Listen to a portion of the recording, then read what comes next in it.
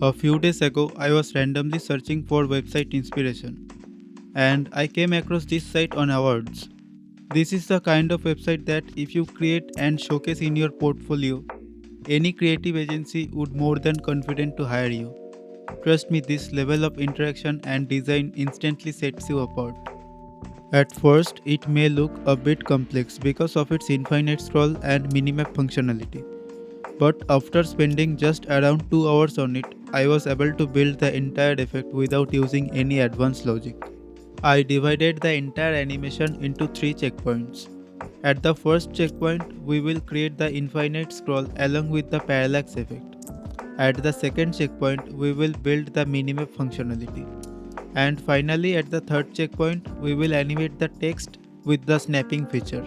And this is the website that I have created. It has the same text animation, same minimap and smooth snapping functionality along with the infinite scroll. So without wasting any more time, let's get started. First, in the HTML, I am creating a page that contains an image. And after that, I repeat the same step 3 more times. Each page has different image.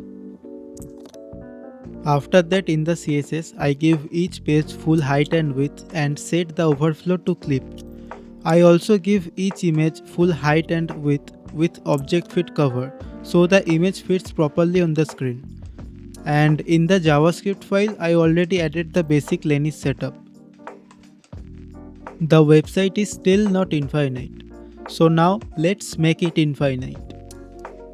So here I simply setting infinite to true inside Lennis to get the infinite scrolling effect. Now the site is infinite but we can see a jitter issue.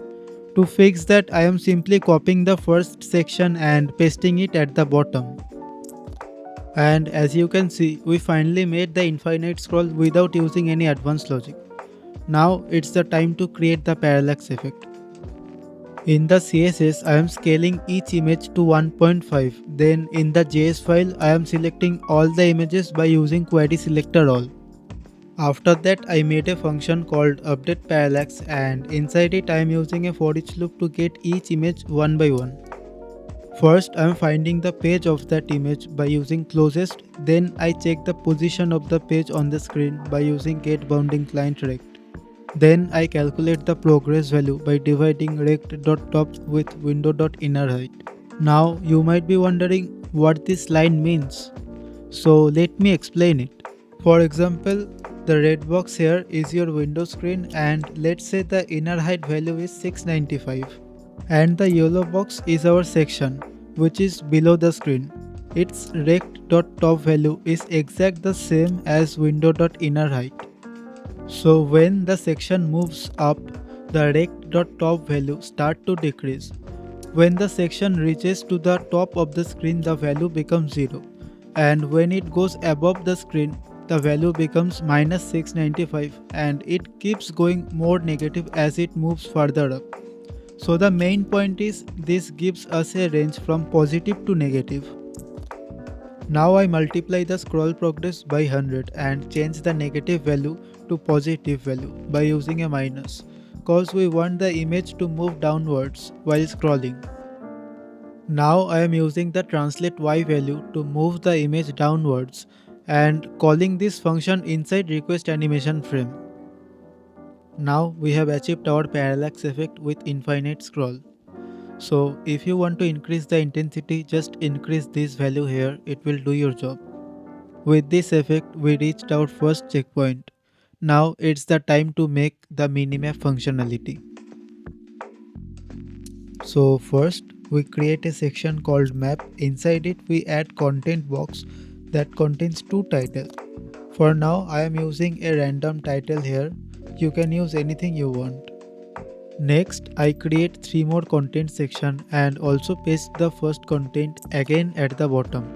This prevents the jitter issue while scrolling infinitely. For the image part, I create a asset section and inside it, I add a image container and place a image. I am doing the same process like the container for image also. In the CSS, I set the map section to position fixed and placed it right in the center of the screen. After positioning it, I set the width to 60 VW and 30 VH height. I also use overflow clip and give it a clean white background. For the content section, I set the height and width full, use display flex and space the items evenly, center them vertically and added a side padding of 4 VW. For the asset section, I set the width to 15 VW and height of 60%, give it a black background and hide the overflow, and place it exactly center by using absolute positioning with the translate adjustment. And finally, for the image container, I set full height and width, hide the overflow and make the image cover the entire area perfectly. I added a custom font family. Okay, so there was a typing mistake, so let's fix that also. So we have completed the layout. Now let's move on to the animation. Now we are creating the update map function. Here scroll Y tells us how much the user has scrolled, basically the current scroll position. Then total height gives us the full scrollable height of the page. We subtract the window.inner height because the part is already visible in the screen by default. Next, for the scroll progress, we divide the current scroll value by the total scrollable height. This gives us a value between 0 and 1, which shows us how far we have scrolled. Now I am selecting the content, pages and all image containers by using query selector all. Now we loop through all the content section using for each. Inside the loop, we calculate translate Y by using scroll progress. This value decides how much each content block should move vertically. Then we apply this value to the content by using transform translate Y. I am doing the exact same thing for images as well and calling this function inside request animation frame. It looks like I made a small mistake here. I wrote pixel instead of percentage, so I am correcting that now. Now we have completed this part and reached our second checkpoint. Next, we have to create the snapping effect and fade in text animation. Now we are starting our title fade animation. For that, I first create a function called init title fade observer and inside it I select the map section using query selector. Then I create an intersection observer. Its job is to watch when our titles come into view. Inside it, I loop through each entry, which basically tells me whether a title is visible on the screen or not. Now inside the observer, we get something called intersection ratio. This ratio tells us how much the title is currently visible on the screen. 0 means not visible and 1 means fully visible. Then we use this ratio to control two things, the opacity and the blur. So when the text appearing, the blur reduces and the opacity increases. That's how we get the smooth fade in effect. Now I set up the observer settings. I use map as a root so the titles are tracked inside that area only. Then I add a -30 pixel root margin so the fade starts with a delay. And I set a thresholds like 0 to 1 so the fade animation happens smoothly in steps instead of all at once. Here I go through each content section and inside it I select both titles, title 1 and 2. Then I connect them to the observer so that the fade in effect is applied on each title. Now I am calling this function outside the request animation frame loop. And instead of writing rough inside request animation frame, I call it directly. And as you can see, our text animation is now complete. And finally, for the snapping part, I am giving you a code snippet that I wrote a few months ago for a client.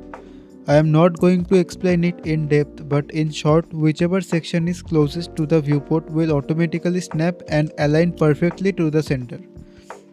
You can simply copy the entire code and use it anywhere you need snapping functionality.